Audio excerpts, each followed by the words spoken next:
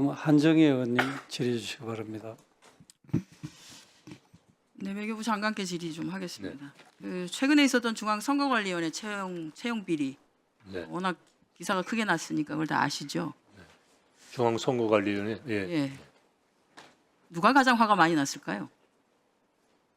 국민들이. 네, 일자리를 찾는 청년들이 가장 아마 네. 많이 화가 났을 겁니다.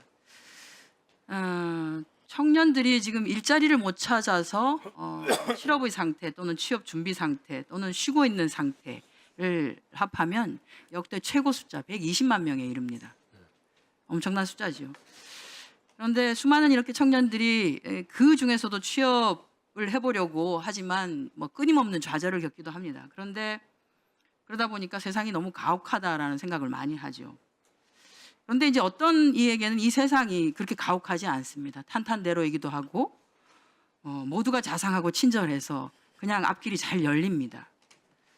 이거는 해당되는 그 당사자가 현직 검찰총장의 자녀이기에 가능한 거 아니겠냐. 그리고 그 관련한 조력자로서 외교부와 국립외교원이 역할을 했다라고 하는 것에 대한 분개, 이 부분에 대해서 청년들이 저희 의원실로 전달한 내용이다라고 하는 얘기를 드리면서 질의하겠습니다.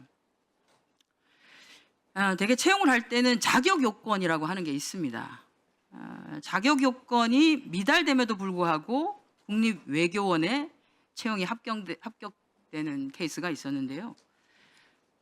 신민경이라고 심우정 검찰총장 자녀입니다.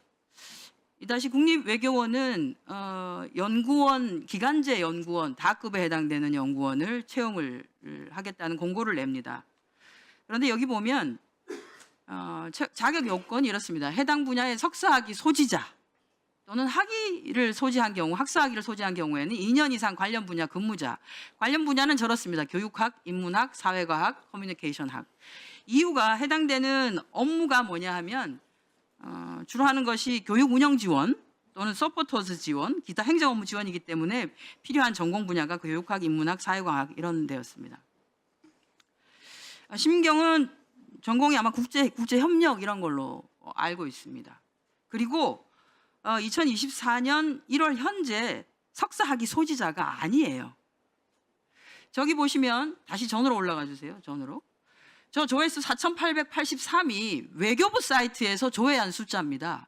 국립외교원 사이트에 들어가면 1,162회의 조회 건수가 있습니다. 즉 다시 말해서 6,000명 정도 되는 청년들이 혹시 내가 대상이 되지 않을까?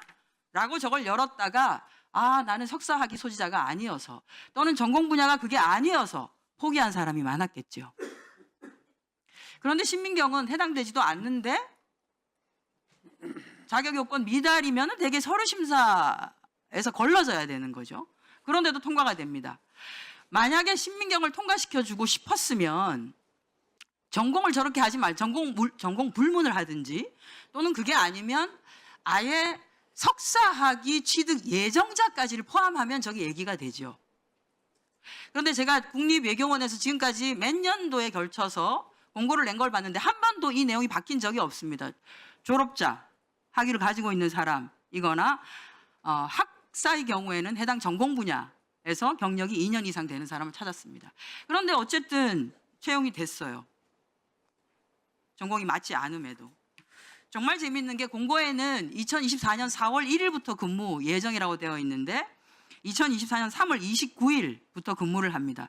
3월 29일이 금요일이었습니다.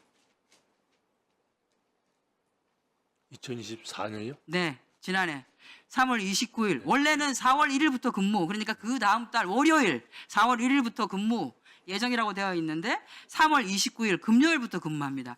여기 월급 받아보신 분들 다 아실 거예요. 한 달에 며칠을 근무하면 급여가 어떻게 나오는지, 복지비는 한 달로 계산돼서 다 나온다는 걸 아마 아시죠.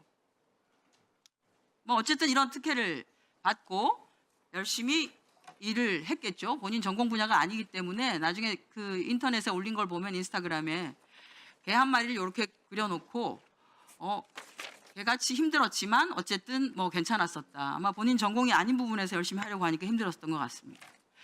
지난해 말에 11월 30일자로 어쨌든 그만두고 퇴직을 했습니다. 기간제가 다 돼서요.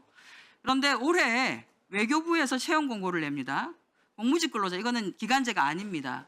무기직이죠. 연구원 나급 채용 공고가 납니다. 두 직종인데요. 정책조사 파트 1명, 군사 방산 부분 한 명씩인데 정책조사 파트는 경제 관련 석사학위 소지자로서 해당 분야의 실무 경력이 2년 이상인 자로 나왔습니다. 조회수 보십시오. 7,177입니다. 7,177. 자, 그런데 그 다음에 정책조사 관련해서 채용 면접까지 봤던 최종 1인을 불합격 처리를 합니다. 당연히 경제 관련 석사학위 소지자이고 영어로 쓰기 말하기 능통자가 최종 면접까지를 봤겠죠. 그런데 불합격 처리가 됩니다. 이상합니다. 그리고 재공고가 납니다. 외교부에서 2월 5일자로. 재공고가 나는데 조회수 보십시오. 거의 6천 건에 달합니다.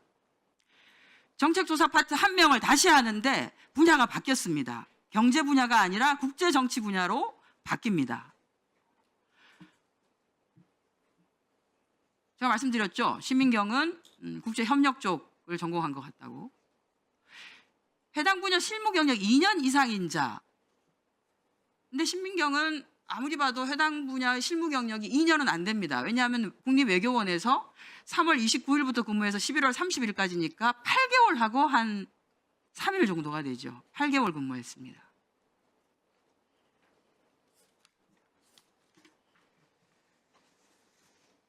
그러면 경력 8개월로 경력 미달인 사람은 원래는 서류 전형 대상도 될 수가 없죠.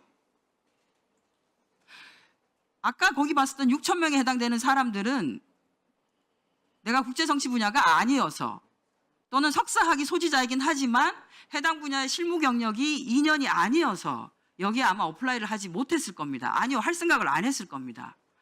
그리고 해당 분야의 실무 경력도 아니에요. 국립외교원에서 했던 거는 교육 지원, 교육 운영 지원 업무였어요. 저는 이래서는 안 된다고 생각합니다.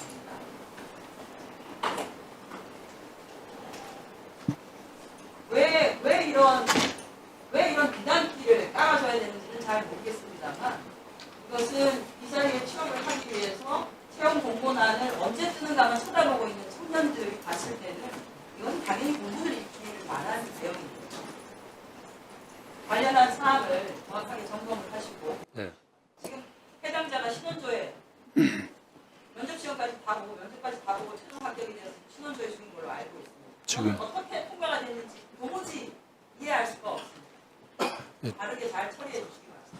제가 보고받은 바는 있습니다만 문서로 답변 드리도록 하겠습니다. 예, 수고하셨습니다.